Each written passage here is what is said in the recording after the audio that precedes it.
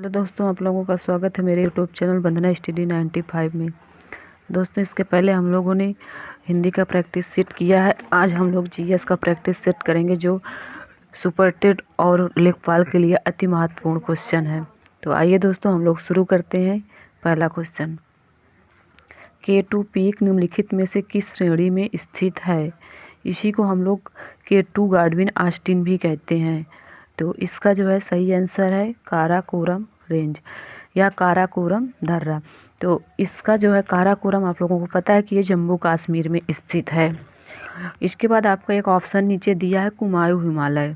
तो ये कुमायूं हिमालय जो है एग्जाम में क्वेश्चन आता है, कुमायूं हिमालय किस घाटी में स्थित है? तो ये आपका सतलज और काली नदी घाटी पे स्थित है। और इसकी कुमायूं हिमालय की ऊंची चोटी जो है वो नंदा देवी है, जो उत्तराखंड में स्थित है।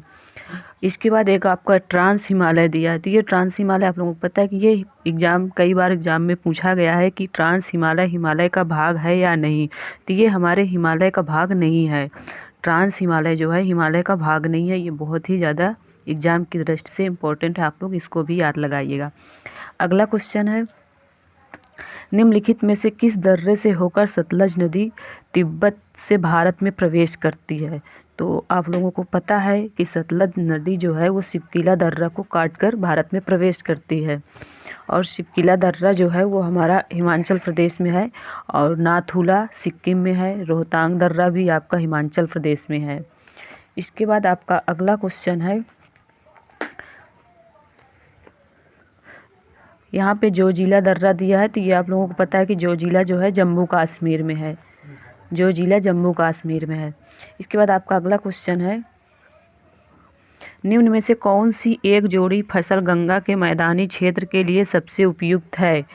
तो आप लोगों को पता है कि धान और जूट। इसके बाद आप यहाँ पे देख रहे हैं कि कपास। तो एग्जाम में क्वेश्चन आता है कि कपास किस मिट्टी पे होता है? तो काली मिट्टी में कपास की खेती की जाती है। और इसी काली मिट्टी को हम लोग रेगुर मिट्टी भी कहते हैं। एग्जाम में कई बार क्वेश्चन आया है कि रेगुर मिट्टी जो है किस, या काली मिट्टी को और किस नाम से जाना जाता है? तो वो रेगुर मिट्टी है। इसके बाद आप लोगों को यहाँ पे आप एक और क्वेश्चन याद लगा सकते हैं कि एग्जाम में आता है कि पुरानी मिट्टी को किस नाम से जानते हैं? तो इसकी एक ट्रिक है बापू खान। आप लोग इसको जो है बापू खान, इससे क्या, क्योंकि हम लोगों को बहुत ज़्यादा कन्फ्यूजन रहता है कि पुरानी को खादर कहते हैं या पुरानी को बांगर मिट्टी कहते हैं। तो यहाँ पे आपका कन्फ्यूजन नहीं रहेगा। यहाँ पे देखिए बा से क्या हो जाएगा? बांगर मिट्टी। पू से पुरानी। तो बांगर मिट्टी को पुरानी कहा जाता है, और खादर को हम नवीन मिट्टी कहते हैं। तो एक इसको जो है इस ट्रिक से आप लोग, जो एग्जाम में कन्फ्यूजन रहता है वो आपका दूर हो जाएगा। आप लोग खाली बापू खान याद लगाइएगा। तो बा से बांगर, पू से पुरानी, और खा से खादर, ना से नवीन। इसके बाद आपका अगला क्वेश्चन है, दुनिया की सबसे ऊंची चोटियाँ किस श्रेणी में स्थित है?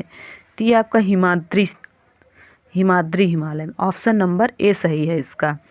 इसके बाद आप लोग जो है अब देखिएगा नीचे, यहाँ पे असम हिमालय दिया है। तो असम हिमालय जो है ये हमारे नेपाल हिमालय की ऊंची चोटी। असम जो है ना हमारे सिक्किम हिमालय की ऊंची चोटी है। और सिक्किम कहाँ है? तो असम जो है, असम की ऊंची चोटी कंचनजंगा है। और ये किस घाटी पे स्थित है? तो तीस्ता नदी से ब्रह्मपुत्र नदी तक जो है ये स्थित है। और इसकी असम हिमालय की ऊंची चोटी जो है वो कंचनजंगा है। तो आप लोग इसको भी याद लगाइएगा। इसके बाद आपका अगला क्वेश्चन है, और इसी पे आप लोग याद लगाइएगा कि असम हिमालय से जो है आपकी ब्रह्मपुत्र नदी, लोहित नदी, दिबांग, ये नदियाँ सब इसी से होकर बहती हैं। असम हिमालय से ये जितनी हमने नदियाँ बताया है इसी हिमालय से होकर बहती हैं। इसके बाद आपका यहाँ पे एक शिवालिक हिमालय दिया है। तो इसका जो है आप लोग इसकी ऊंची चोटी पूछता है कि शिवालिक हिमालय की ऊंची चोटी कौन सी है? तो इसकी ये जो है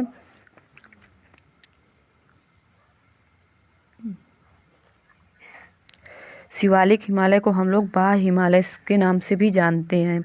इसको जो है शिवालिक हिमालय को हम लोग बाह्य हिमालय के नाम से भी जानते हैं। इसके बाद आपका नेक्स्ट क्वेश्चन है, कुमाऊं हिमालय की सबसे ऊंची चोटी कौन सी है? तो आप लोगों को पता है कि कुमाऊं हिमालय की सबसे ऊंची चोटी नंदा देवी है और नंदा देवी उत्तराखंड में स्थित है। इसके बाद आपका अगला क्वेश्चन है, एक सेकेंड, अगला क्वेश्चन है, निम्न में से किस नदी का उद्गम पश्चिमी घाट में है? तो ये आपके सारे तीनों ऑप्शन सही, यानी कि इनमें से सभी, तुंगभद्रा, कृष्णा, गोदावरी। यहाँ पे आप लोग एक और इसी में हम बता देते हैं क्वेश्चन आपको कि एग्जाम में क्वेश्चन आता है कि कृष्णा नदी कहाँ से निकलती है? तो ये आपका महाबलेश्वर से कृष्णा नदी निकलती है और गोदावरी त्रंबक नामक गांव से। इसके बाद आपका अगला क्वेश्चन है, वो क्षेत्र जिसमें अधिकांश नदियां लुप्त हो जाती हैं उसे कहा जाता है? ये आपका उसे भाबर कहते हैं, उसे भाबर क्षेत्र कहते हैं। ये भी कई बार एग्जाम में पूछा गया है कि क्योंकि वहाँ पे बड़े बड़े पत्थर रहते हैं, बड़े बड़े पत्थर की वजह से वहाँ हमारी नदियाँ जो है लुप्त हो जाती हैं और आगे चल के वो फिर अपना मार्ग पकड़ लेती हैं। तो इसलिए वो क्षेत्र जिसमें अधिकांश नदियाँ लुप्त हो जाती हैं, इसीलिए उसे हम भाबर क्षेत्र कहते हैं। इसके बाद अभी हमने इसके पहले आपको बताया था कि खादर मिट्टी को क्या कहते हैं? नवीन, और बागर को पुरानी जलोढ़ मिट्टी। तो हमने ट्रिक भी आपको बता दिया है, इसकी ट्रिक है बापू खान, तो आप लोग इसके माध्यम से याद कर सकते हैं। इसके बाद आपका नेक्स्ट क्वेश्चन है, दी गई पहाड़ियों का पश्चिम से पूर्व की ओर से सही क्रम है? तो आप लोगों को पता है कि गारो, खासी, जयंतिया, और ये स्थित कहाँ पे है? तो ये मेघालय में स्थित है। मेघालय में ये तीनों पहाड़ियाँ स्थित हैं। बहुत बार एग्जाम में पूछा गया है कि गारो, खासी, जयंतिया कहाँ पे है? तो मेघालय में स्थित है। इसके बाद आपका नेक्स्ट क्वेश्चन है कि होजेंकल प्रपात जो है किस नदी पर स्थित है? तो कावेरी नदी पर स्थित है, कावेरी नदी पर। और यहाँ पे आप कावेरी नदी पूछता है कि कावेरी नदी जो है किस पहाड़ी से निकलती है? तो ब्रह्मगिरी पहाड़ी से इसका उद्गम होता है। और इसके बाद ये मांडवी नदी, तो मांडवी नदी गोवा हमारा जो है, गोवा हमारी मांडवी नदी के किनारे है। ताप्ती बैतूल पठार से निकलती है और नर्मदा नदी जो है अमरकंटक पहाड़ी से निकलती है। तो आप लोग इसको भी ध्यान रखिएगा कि मांडवी नदी के किनारे आपका गोवा शहर बसा है, ताप्ती से जो है आपका बैतूल पठार और नर्मदा अमरकंटक पहाड़ी से निकलती है। इसके बाद आपका अगला क्वेश्चन है, और ब्रह्मगिरी है कहाँ पे? वो कर्नाटक में है। तो आप लोग इसको भी याद लगाइएगा कि ब्रह्मगिरी जो है कर्नाटक पे है और नर्मदा नदी जो है अमरकंटक से मध्य प्रदेश से निकलती है। इसके बाद आपका नेक्स्ट क्वेश्चन है, थार रेगिस्तान में कितने राज्यों में फैला है? तो थार मरुस्थल है एक, तो ये जो है 4 राज्यों में फैला हुआ है। इसके बाद आपका नेक्स्ट क्वेश्चन है, सतपुड़ा रेंज की सबसे ऊंची चोटी कौन सी है? तो आप लोगों को पता है कि इसकी ऊंची चोटी जो है धूपगढ़ है। और गुरु शिखर यहाँ पे दिया है, तो गुरु शिखर जो है अरावली की सबसे ऊंची चोटी है। और अरावली पर्वत को हम प्राचीन पर्वत, सबसे जो है प्राचीन पर्वत वो अरावली है, और अरावली की जो है ऊंची चोटी गुरु शिखर है। यहाँ पे एक ऑप्शन है पंचमढ़ी, तो पंचमढ़ी जो है हमारा एमपी में है। कहाँ पे? एमपी में है। इसके बाद ये महेंद्रगिरी, तो महेंद्रगिरी आपका उड़ीसा राज्य में है। इसके बाद आपका नेक्स्ट क्वेश्चन है, निम्नलिखित में से कौन सा राज्य पश्चिमी घाट का हिस्सा नहीं है? तो आंध्र प्रदेश जो है ये हमारे पश्चिमी घाट का हिस्सा नहीं है। आपका एक क्वेश्चन आता है यहाँ पे कि पश्चिमी घाट और पूर्वी घाट का मिलन बिंदु कौन सा? तो वो नीलगिरी है। पश्चिमी घाट और पूर्वी घाट का मिलन बिंदु जो है नीलगिरी चोटी पे होता है। इसके बाद आपका यहाँ पे केरल दिया है, तो केरल में अभी एक दिल्ली पुलिस एग्जाम में क्वेश्चन आया था कि विशु कहाँ का लोक नृत्य है? तो वो केरल का है। एक बिहू होता है, तो बिहू हमारा असम का है, बट अगर विशु पूछे, विशु तालब वाला सा रहेगा, विशु ये हमारा केरल का है। इसके बाद इसी में एक तमिलनाडु है, तो आप इससे भी संबंधित 1-2 क्वेश्चन जान लीजिए। पोंगल जो है वो आपका कहाँ का? तमिलनाडु का है। और गुजरात, आप लोगों सबको पता है कि गरबा और डांडिया ये हमारे गुजरात का लोक नृत्य है। तो हमने इन चारों ऑप्शन से आपको 5-6 क्वेश्चन करवा दिए हैं। आप लोग इसके साथ साथ भी इनको भी याद लगाइएगा, क्योंकि एग्जाम की दृष्टि से ये सब बहुत ही ज़्यादा महत्वपूर्ण है। इसके बाद अगला क्वेश्चन है, क्षेत्रवार निम्नलिखित में से कौन भारत की सबसे बड़ी भौतिक इकाई है? आप लोगों को पता है कि दक्कन का पठार ये जो है इसकी सबसे बड़ी भौतिक इकाई है। और अभी हमने बता ही दिया कि थार रेगिस्तान 4 राज्यों में है, और 4 राज्यों में है, तो आप लोगों को पता ही है। इसके बाद नेक्स्ट क्वेश्चन है, पृथ्वी की अनुमानित त्रिज्या क्या है? तो 6400 किलोमीटर है। इसका ऑप्शन नंबर ए सही है। नेक्स्ट क्वेश्चन है, पृथ्वी की क्रस्ट के प्रमुख घटक तत्व है? तो इसका जो है सिलिकॉन और एल्युमिनियम, ये आपका सी नंबर इसमें सही है। इसके बाद आपका नेक्स्ट क्वेश्चन है, गुटेनबर्ग असंभवता निम्नलिखित में से किसको अलग करती है? तो इसका जो है ये बाहरी कोर को निचला मेंटल से अलग करती है। इसका ऑप्शन नंबर बी सही है। और आप लोगों को पता है कि पृथ्वी को 3 परतों में बांटा गया है, क्रिस्ट, मेंटल कोर। इसको क्रिस्ट, मेंटल कोर या तो सियाल, सीमा, निफे। तो आप लोग इसको दोनों कभी कभी आपको क्रिस्ट मेंटल ना दे के सियाल, सीमा, निफे दे देता है। तो आप लोग याद लगाइएगा, पृथ्वी को हम 3 परतों में बांटा गया है, क्रिस्ट, मेंटल, कोर। इसके बाद आपका नेक्स्ट क्वेश्चन है, पृथ्वी का आंतरिक कोर मुख्य रूप से किन तत्वों से बना है?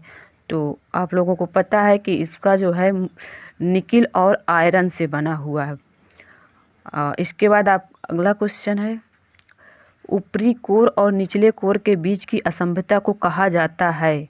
तो इसको कहा जाता है लेहमैन असंभवता। इसका ऑप्शन नंबर ए सही है।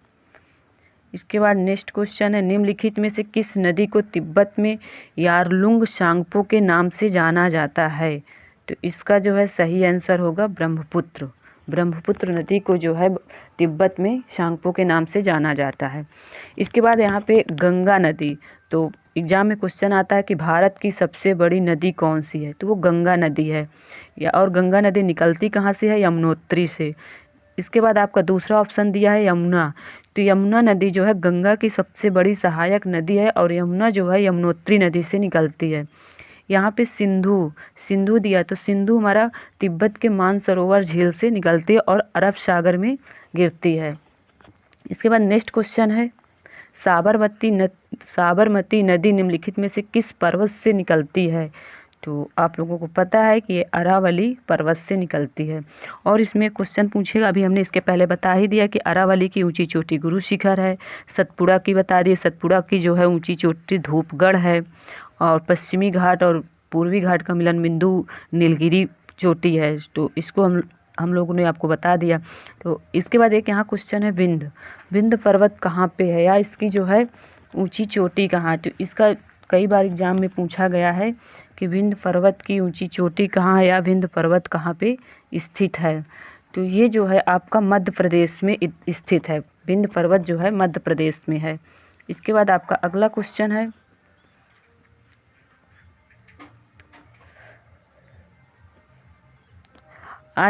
आज के यहीं तक। इसके बाद हम लोग कल इसके आगे का जो है हिंदी का प्रैक्टिस सेट देखेंगे। आज की क्लास यहीं तक।